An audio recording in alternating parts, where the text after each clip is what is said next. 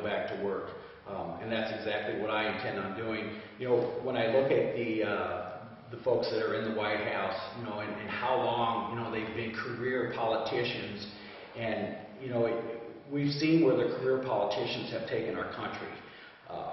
And I think it's really important that the term limits, you know, people say, well, you can't do that. Well, we've got them on the president, and I think that's one of the major problems with our country today is that these guys get in there and they get in, and eventually what they do is they end up serving themselves rather than the people of their district. So term limits would really help bring fresh ideas, new blood in, and you know, when I'm all done serving, I can come home and I can go back to work for myself. Name 3 ways you would like to see used to restrict the influence of lobbyists and special interest groups. Term limits would be one, because what happens is folks get in there and they stay in there for 20, 30 years, and the lobbyists stay right in their back pocket. Another one would be something like, say, for the politicians, hey, look, you can't take money. If the person can't vote for you, then they can't give you money. We see time and time again where, you know, you have these career politicians in there, and what happens is they take money, you know, 80 to 85% of their money comes from outside of their district, and especially, you know, we're seeing that here in the 17th Congressional District. And I think that's important to really take a look at, because the question that the voter has to ask is if 80 or 85% of your money is coming from outside the district, who are you representing? You know, because I personally don't believe that, you know, when you've got all the PAC and lobbyist money coming in, I do not believe that you can truly represent the will of the people. All right, well said. Do you support a law that would require constitutional justification for every bill in the actual bill? Yes, I believe that the Constitution needs to be upheld. I think that is the number one job of the Congress is to uphold the Constitution. And you know, if we look at everything that's going on, the spending that the Congress is doing now, it is just so far out of control. We have a lot of people that are bankrupting our country. And it's time for people really to step up and get involved. And it doesn't matter if they're a Democrat or a Republican or independent. The thing is they just need to be an American and get in there and fight. It's both sides that have brought us down this path, you know. And I like to be very clear about that, because you know, we all have that same goal, is to leave this place better to our kids.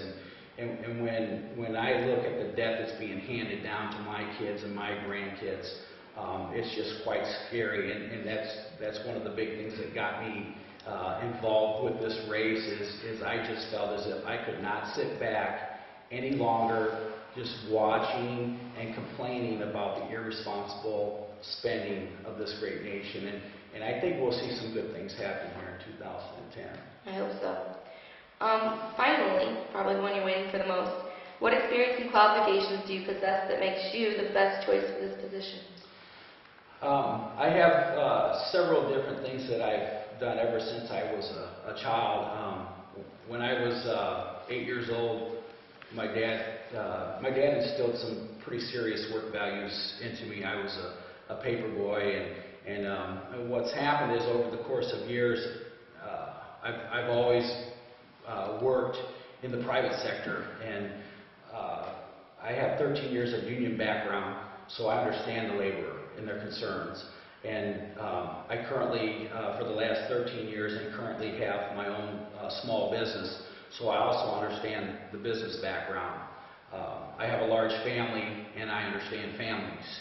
And, you know, I think that I can bring to the people of the 17th Congressional District what I would call just basic common sense, a citizen legislator, someone that is like the folks in the district, and not the elitist, this is what we're going to do whether you like it or not. You know, I can bring the listening skills and hear the people rather than you know, whatever my party line tells me to do, If my people in the district are telling me, Bobby, we want you to do it this way, that's the way I'm going to do it. No party will tell me how to vote. Only the people of which I represent will tell me how I'm going to vote on any issue. And, you know, when I get to Washington, D.C., I'm not going to make friends. I'm really not. I'm going to serve this nation. I'm going to serve the 17th Congressional District. Enough is enough. It's time for good people. And, you know, we've all been given gifts somehow, somewhere. And as we watch the debt load that's being placed upon our children, it's time for people out there to get involved. It doesn't matter. Take the letters away. Just go get involved as an American and get in there and fight. It's time. It is really time if you look at where we're at. But we all have gifts, and I don't know what each individual's gifts are, but everybody knows what they're good at, and it's time to put those gifts to use and help take this nation in the right direction. All right, what do you believe is the primary responsibility of your office? The number one responsibility is to uphold the Constitution of the United States of America. All right. Do you have any contact information?